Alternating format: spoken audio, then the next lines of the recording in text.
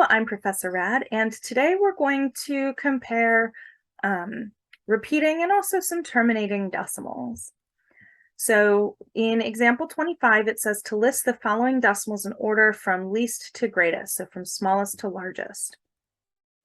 Now, I don't like when decimal numbers are listed on a single line like this. It makes it difficult for me to see the whole number part and the decimal part, and it also makes it difficult for me to see what digits are in which place values. So I'm going to start out by just listing these all vertically and making sure to line up the ones place. So this first decimal is 0.334. This next one, I'm just going to copy this one here. We have 0.3 with a line over it. So the ones places are both 0 points here, zeros. This one is also a 0 point, and we have 3333. And then this last one, we have 0.303030 ... So again, I'm making sure to line up the decimal points, if you will, and that's going to line up my place values. So I have 0 lined up in the correct spot. Next, I want to be able to compare these numbers, like the correct digits in the correct places. So remember that comparing decimals is different than comparing whole numbers. With whole numbers, the shorter the number, the smaller the number will be, but that is not necessarily true with decimals. So let's see what's going to go on here. The first thing that I like to do is to write any repeating decimal that has a bar over it using the ellipsis notation. That just gives me a few more digits for me to work with to be able to compare. So instead of writing this with a 3 with a line over it, I'm going to write it as 333 ... So that ellipsis is indicating this number is repeating forever. So if I wanted to, I could even add more 3s. So you know what, why don't we do that? Let's add a few more 3s. So you can see that the length of the number is not going to tell you how big the number is when it's a decimal, because I can just make this as long as I want it to be because it's repeating, it's infinitely long. Also, when we did rounding, we talked about necessary and unnecessary zeros. So if I wanted to, at the end of a terminating decimal like this first one, I could add as many zeros as I wanted to at the end of it. So because of that, you can't rely on the length of a decimal to really help you figure out, what order it should go in. Instead, think of comparing decimals like alphabetical order. So all of these have a 0 for the whole number part, so we just need to compare the decimal part of these numbers. So let's compare the digits that are in the 10ths place first. We're going to compare the 10ths places.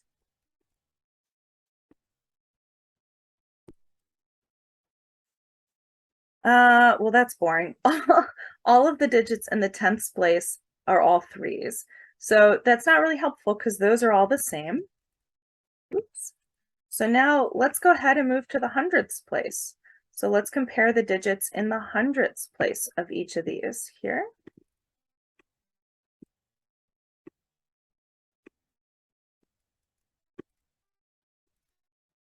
All right, so we do have some luck. Even though 3 of them have a 3 there, this one here has a 0. So 0 is smaller than 3.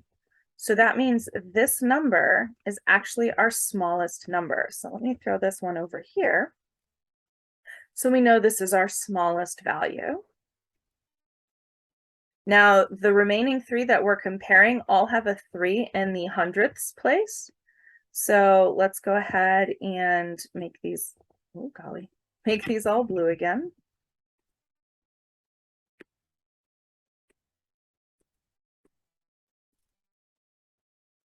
And now we'll compare the digits that are in the thousandths place. So here we have a 4, 3, and a 3. So now we have a bit of luck. Again, we have this 4, which is different from these two 3s. So 4 is a larger digit. So that means that this number, 0.334, is greater than or larger than these other two decimals, since the 4 is bigger than these 3s.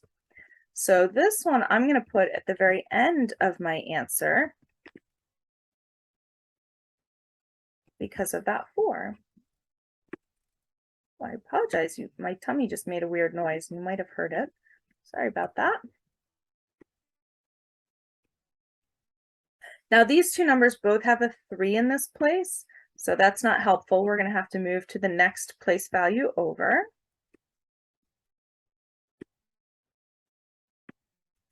So in the next place value over, this one has a 3. That's a little dark. Let's try this again. So this one has a 3, and this one here also has a 3. Okay, so that's not helpful. So let's go on to the next place.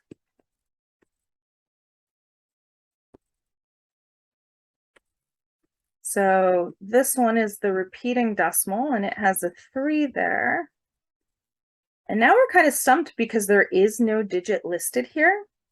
So remember, you can always add unnecessary zeros on the end of a decimal number. So there's actually a secret and invisible 0 here that we can add to help us compare these numbers. So this one I knew was going to be a 3 because we have these ellipses that show it's continuing forever. And this one didn't have any ellipses, so that means we're going to have a 0 at the end. So now we have different digits. So 0 is smaller than 3. So that means this number is going to be the second number in our list. And then the repeating 3s are going to be the third number in our list.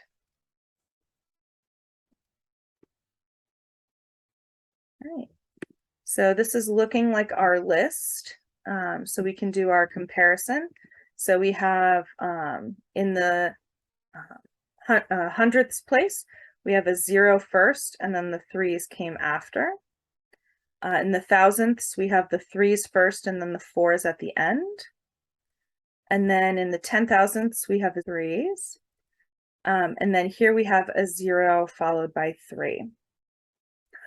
And then to finish, I'm going to rewrite each of these numbers in the ways that they were given to us. So this 0.303030 ... That's exactly how it was given to us. So I'm going to leave my number like that. This number, we added that 0 for comparisons purposes, so I'm going to get rid of it since it wasn't given to us with that 0. Then we had these repeating 3s, and they gave that to us using the bar notation. So I'm going to give the bar notation in my answer as well. And then we have our 334, and there's our 334 here. So you can see that length is going to be misleading when you compare decimals because this first one is actually the least. It's the smallest value for our decimal, even though it's the longest one. And then this 3 with a bar over it looks like it's going to be the shortest one, but it's one of our larger decimals. So you can only really use length to help you compare whole numbers or whole number parts of numbers. Then when you're comparing the decimal part, you want to think of it more like alphabetical order. So that's going to wrap up this video on comparing repeating decimals. In the next video, we're going to talk about some symbols that can be used to compare these numbers. So I'm looking forward to seeing you then. In the meantime, I hope you have a magnificent day, and ta-ta for now.